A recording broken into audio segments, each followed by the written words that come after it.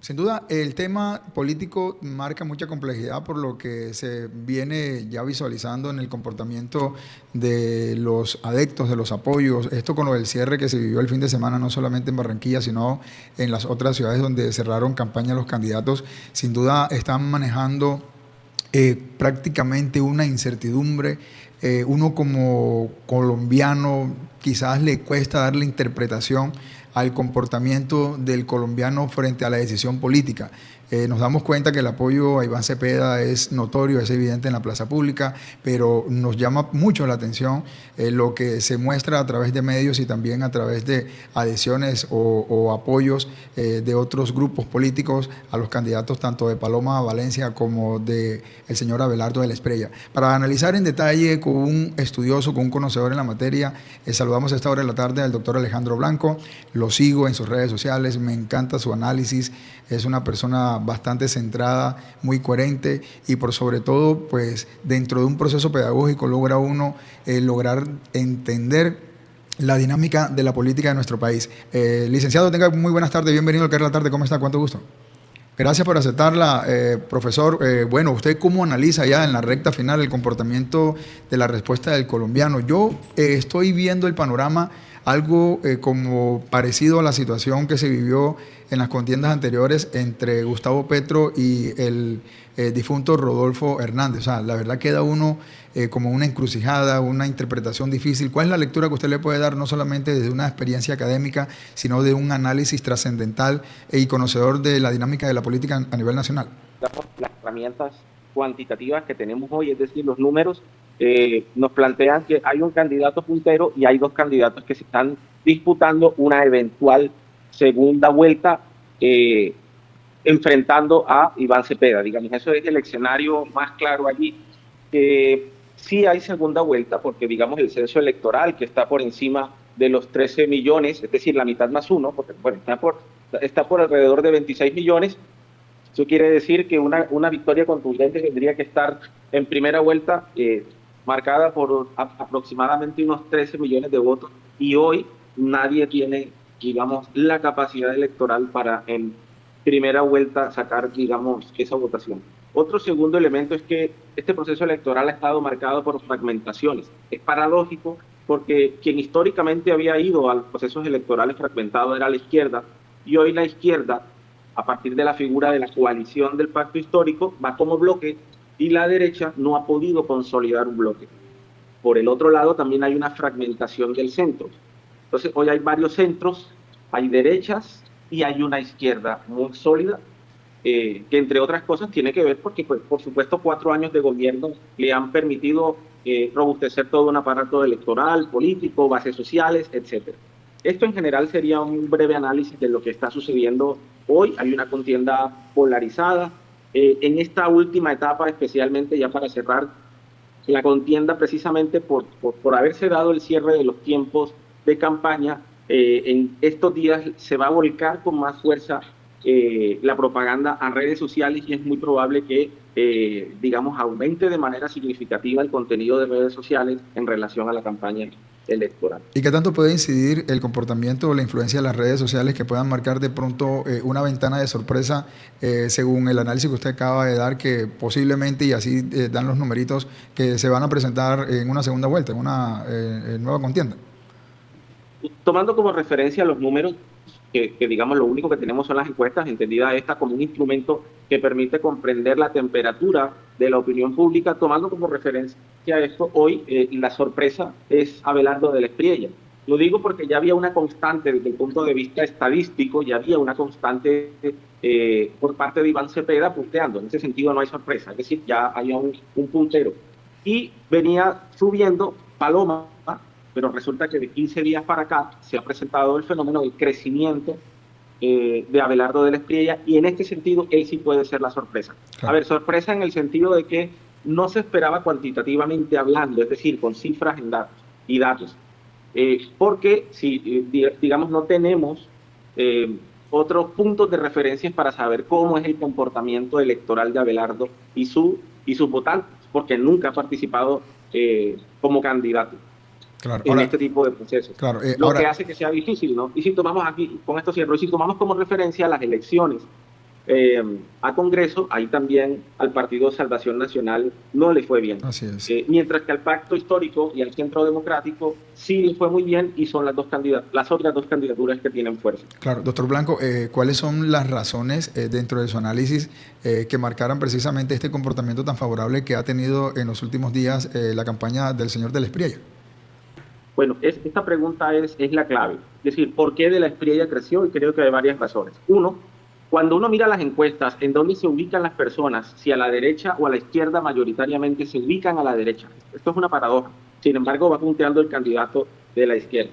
Y por el otro lado, y creo que es lo que ha venido sucediendo, es que hay un desgaste natural del proyecto político de la derecha encabezado por Álvaro Uribe, que abrió una fisura.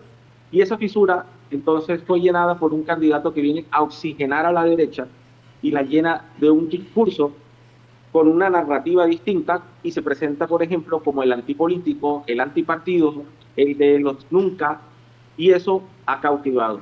Además ha tenido una campaña exitosa en redes sociales porque es llamativa, porque la figura del tigre es fácil de digerir en términos electorales y porque además se ha presentado incluso como quien es capaz de confrontar a los medios de comunicación tradicionales, como lo hizo con una muy reconocida periodista de un canal muy reconocido también. Eso termina cautivando a un sector del electorado que no se siente representado en los medios de comunicación, en la política tradicional.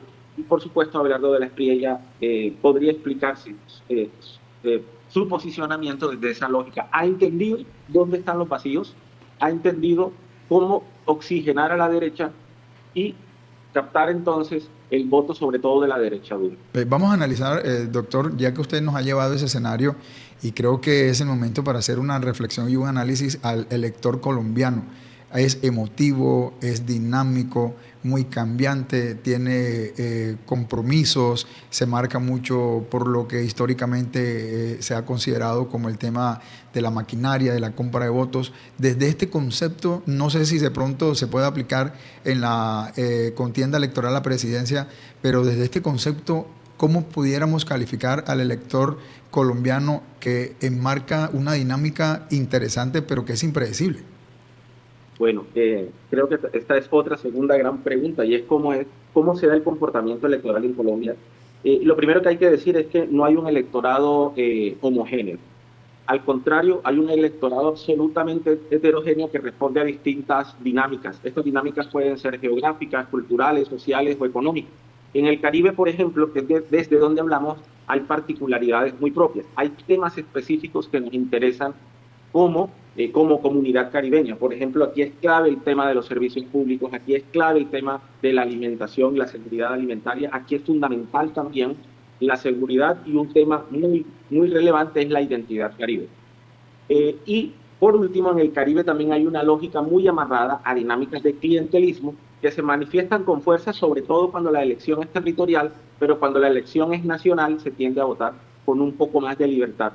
Al centro del país hay un voto que se vincula más a lo conservador, un poco más a lo tradicional, y en el caso específico de Bogotá hay un poco más de voto de opiniones. Bogotá es la ciudad de Colombia con más experiencias de gobiernos de izquierda. Recordemos que el actual presidente de la República fue alcalde de Bogotá, pero además el Polo Democrático tuvo creo que 2 o 3 oportunidades para gobernar a Bogotá. Entonces es un país que es desigual económicamente, pero también es desigual en su forma de participación electoral. Y ya por último, hay distintos fenómenos que van a marcar la manera como vota el colombiano. Tiene que ver con la violencia. Hay territorios donde es muy difícil y muy complejo votar, hay territorios donde el actor armado es quien impone por quién se vota y por quién no, etc. Pues, claro. En últimas es muy complejo porque entre otros aspectos, y ahora sí con esto cierro, tú perdonarás, digamos, la tendencia es a la abstención. Casi siempre los procesos electorales están marcados por altos y significativos índices de abstención.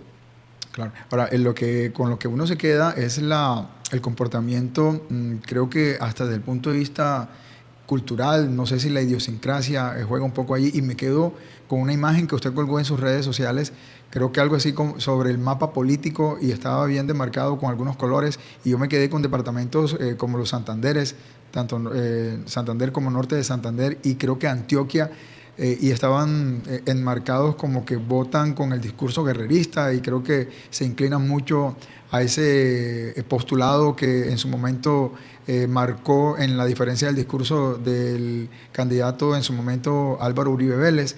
Y hoy quizás esa misma población territorial pues pareciera que marcara una inclinación al discurso un poco guerrerista del señor de la Espriella. ¿Usted cree que ese mapa político ha quedado estático o ha entrado también en la onda de la dinámica?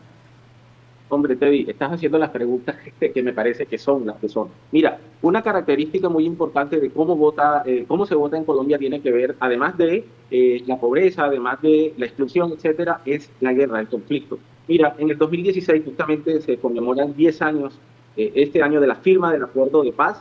En 2016 las zonas más afectadas por la guerra fueron las que votaron por la opción del sí al acuerdo de paz. Y las zonas urbanas fue en donde ganó la opción del no. Lo que quiero decirte es que hay una periferia, hay unas zonas históricamente excluidas que han venido votando por opciones más progresistas, por opciones distintas, por opciones donde no necesariamente gobiernen las élites, y el centro urbano de Colombia viene apostándole a dinámicas más conservadoras. Es decir, las distintas regiones de Colombia van a votar de acuerdo a sus intereses, a sus formas, y por último, oye, son claves las costas. Las dos costas, nuestro país, Costa Pacífico y Costa Caribe, van a ser el elemento decisivo bajo el entendido de que las dos pueden llegar a sumar el 40% o más del censo electoral colombiano. Y justamente allí estuvo la fortaleza electoral del presidente Gustavo Petro, en ganar en las dos costas, Pacífico y Caribe. Bueno, quiero cerrar esta charla que hemos tenido con usted, doctor. Sabemos que nos ha dispensado de un tiempo valioso. Usted que es un académico que está con el compromiso con su equipo de estudiantes, en que este momento sea el oportuno y que sea el pertinente para que ya no analicemos, sino que generemos una reflexión. Desde la academia, usted como estudioso, como investigador, como academicista, que de una u otra manera tienen también dentro de su análisis una inclinación, ¿cuál cree usted que sería la ideal que, por ejemplo, usted le pueda dar a sus estudiantes? Mira, yo siempre charlo con mis estudiantes, es que participen, no importa cuál es tu bandera, pero que participen, que dialoguen, y para mí, fundamental, sacar la violencia del ejercicio político, porque es la única forma de avanzar hacia un nuevo momento social, hacia un nuevo momento político que nos permita construir un proyecto de nación, un proyecto de país. Doctor Blanco, ¿usted cree que va a haber segunda vuelta? Es muy probable, si digamos, nos atenemos a las cifras de las 5 o 8 últimas encuestas se vienen dando desde el año pasado, sí es muy probable que se dé una segunda vuelta. ¿Se disminuyen los indicadores de abstencionismo? Bueno, creería que sí, que hay un aumento significativo de la participación ciudadana. Creería que en Colombia, digamos, hay evidencia que demuestra que cada vez participamos más.